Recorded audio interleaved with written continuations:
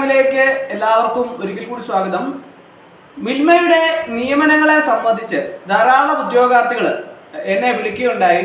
സാറേ, എന്തെങ്കിലും നിയമനങ്ങൾ തടഞ്ഞുകൊണ്ടുള്ള എന്തെങ്കിലും നടപടികൾ കോടതിയുടെ ഭാഗത്തു നിന്നുണ്ടായോ എന്നൊക്കെ ധാരാളം ഉദ്യോഗാർത്ഥികൾ എന്നോട് ചോദിക്കുകയുണ്ടായി. എന്നും നിരന്തരമായിട്ട് ഫോണുകൾ ഉദ്യോഗാർത്ഥികളുടെ ഭാഗത്തു നിന്ന് ഉദ്യോഗാർത്ഥികൾ വളരെ ആകാംക്ഷയോടെ നോക്കിക്കാണുന്ന ഒരു തസ്തിക പരീക്ഷ അല്ലെങ്കിൽ നിയമനങ്ങളാണ് ഈ മിൽമയിൽ നടക്കുന്നത്.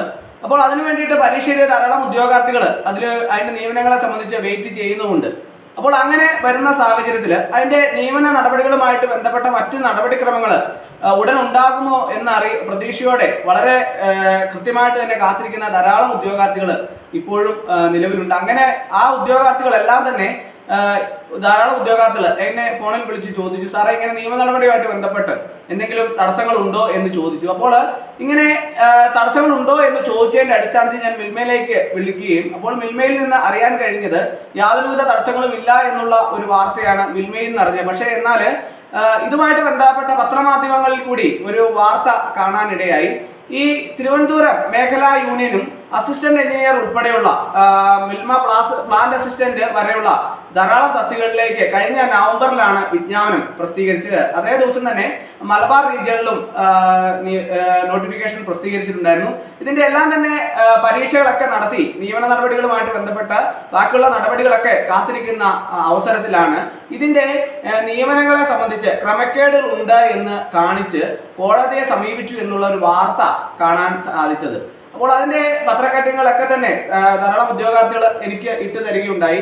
അപ്പോൾ അങ്ങനെ ഈ സാഹചര്യത്തിൽ ഇനിയിപ്പോൾ നിയമനത്തെ സംബന്ധിച്ചുള്ള ബാക്കിയുള്ള നടപടികളൊക്കെ തന്നെ എങ്ങനെയായിരിക്കും എന്നതിനെ കുറിച്ച് ഇതിന്റെ കൃത്യമായിട്ടുള്ള ഡേറ്റും കാര്യങ്ങളൊക്കെ തന്നെ നമുക്ക് ഇനി മെയ് 21 ശേഷം ആണ് അറിയാൻ കഴിയുക എന്നുള്ളതാണ് ഈ പത്രമാധ്യമങ്ങളിൽ വന്ന വാർത്തയിൽ നിന്ന് അറിയാൻ കഴിയുന്നത്.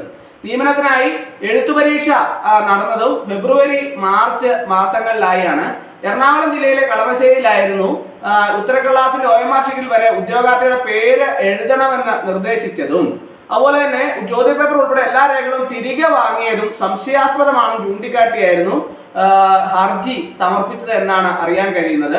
ക്ഷീര കർഷകരുടെ ആശ്രിതർക്ക് സംവരണ സംഘം ജീവനക്കാരുടെ സംവരണം തുടങ്ങിയവയിൽ അവ്യക്തത ഉണ്ടെന്നും ചൂണ്ടിക്കാട്ടിയാണ് കേസ് കൊടുത്തിട്ടുള്ളത്. അടുത്ത മാസം 21 കോടതി ഇത് പരിഗണിക്കുമെന്നാണ് പത്രമാധ്യമങ്ങളിൽ നിന്നുള്ള അറിയാൻ കഴിയുന്നത്. അപ്പോൾ ഉദ്യോഗാർത്ഥികളെ സംബന്ധിച്ചിടത്തോളം ഇതിന്റെ നിയമന നടപടികൾ എന്നുണ്ടാകും എന്നതിനെ കുറിച്ച് വളരെ ആശങ്കയോടെ നോക്കിക്കണ്ട ഒരു അവസരമാണ് ഇപ്പോൾ നിലവിലുള്ളത്. അപ്പോൾ ഇതിന്റെ നിയമന നടപടികളുമായി ബന്ധപ്പെട്ട് പല ഉദ്യോഗാർത്ഥികളും സംശയങ്ങൾ ധാരാളം ഉന്നയിക്കുകയുണ്ടായി. ഇതിന്റെ ക്വസ്റ്റ്യൻ പേപ്പറുകളൊന്നും തന്നെ പുറത്തേക്ക് കൊടുത്തില്ല എന്നൊക്കെ പല ഉദ്യോഗാർത്ഥികളും എന്നോട് പരാതി പറയുകയുണ്ടായി. അപ്പോൾ നേരത്തെ തൊട്ട് തന്നെ അങ്ങനെയുള്ള കാര്യങ്ങളാണ് പരീക്ഷയിലൊക്കെ അങ്ങനെയാണ് ഉണ്ടായിരുന്നത്. അതുകൊണ്ട് തന്നെ പല ഉദ്യോഗാർത്ഥികൾക്കും ഇത് കൃത്യമാണോ, നിയമനങ്ങൾ കറക്റ്റ് ആണോ എന്നൊക്കെ പല ഉദ്യോഗാർത്ഥികളും സംശയം ഉന്നയിച്ച ഒരു സാഹചര്യം ഉണ്ടായിട്ടുണ്ടായിരുന്നു. അപ്പോൾ ഇതിന്റെ ബാക്കിയുള്ള തുടർ നടപടികളൊക്കെ തന്നെ ബാക്കിയുള്ള കാര്യങ്ങളെല്ലാം തന്നെ ഇതിന്റെ തടസ്സങ്ങളൊക്കെ നീങ്ങിയതിനു ശേഷം മാത്രമേ ഉണ്ടാകൂ എന്നുള്ളതാണ് ഇപ്പോൾ നിലവിൽ ഇങ്ങനെ ഒരു സാഹചര്യത്തിൽ നമുക്ക് മനസ്സിലാക്കാൻ സാധിക്കുന്നത്. അപ്പോൾ ഇതിനെ സംബന്ധിച്ച് ധാരാളം ഉദ്യോഗാർത്ഥികൾ സംശയങ്ങൾ ഉന്നയിച്ചിട്ടുണ്ടായിരുന്നു. അപ്പോൾ അതിന്റെ ഈ വ്യക്തമായ ഒരു തീരുമാനം വരുമ്പോൾ മുൻപോട്ട് നമുക്ക് ഇനി ക്ലാസ്സുകൾ എടുക്കാം. അപ്പോൾ എല്ലാവർക്കും ഇന്നത്തെ ക്ലാസ് ഇഷ്ടമായെന്ന് വിചാരിക്കുന്നു. ഒരിക്കൽ കൂടി എന്ന് നിർത്തട്ടെ. നന്ദി, നമസ്കാരം.